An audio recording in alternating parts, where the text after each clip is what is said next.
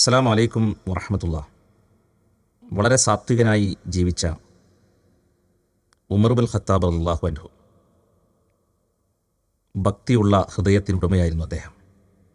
തൻ്റെ ജാഹിലിയ കാലഘട്ടം ഒരു പരുക്കൻ സ്വഭാവക്കാരനായിരുന്നുവെങ്കിലും ഇസ്ലാം അദ്ദേഹത്തിൽ വലിയ മാറ്റങ്ങളുണ്ടാക്കി.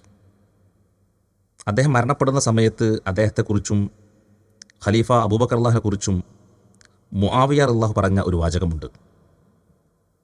അബൂബക്കർ റളിയല്ലാഹു ദുനിയാവിനെ ആഗ്രഹിച്ചില്ല, ദുനിയാവ് അബൂബക്കറിനെയും ആഗ്രഹിച്ചില്ല. ഉമറിൻ്റെ മുമ്പിൽ ദുനിയാവ് കുമിഞ്ഞുകൂടിയപ്പോൾ അദ്ദേഹം അതിനെ തിരിഞ്ഞു നോക്കിയില്ല. പരലോകബോധം ഹൃദയത്തിൽ ഉൾച്ചേർന്നതിൻ്റെ സാക്ഷ്യമായിരുന്നു യഥാർത്ഥത്തിൽ ഉമർ ബിൻ ഖത്താബ് റളിയല്ലാഹുവിൻ്റെ ജീവിതം. ഒരിക്കൽ വിശുദ്ധ ഖുർആനിലെ സൂറത്ത് തൂർ 7-ാമത്തെ സൂക്തം അദ്ദേഹം കേൾക്കാൻ ഇടയായി.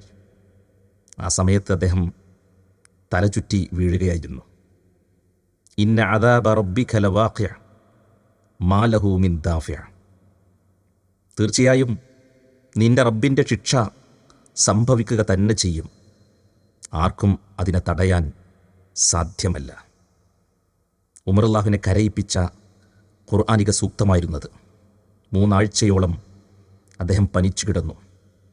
മദീന തെരുവീതിയിലൂടെ നടക്കുമ്പോഴൊക്കെയും ഉമർ റളിയല്ലാഹുവിൻ്റെ ചുണ്ടിൽ ഈ ഖുർആൻ വചനമായിരുന്നു.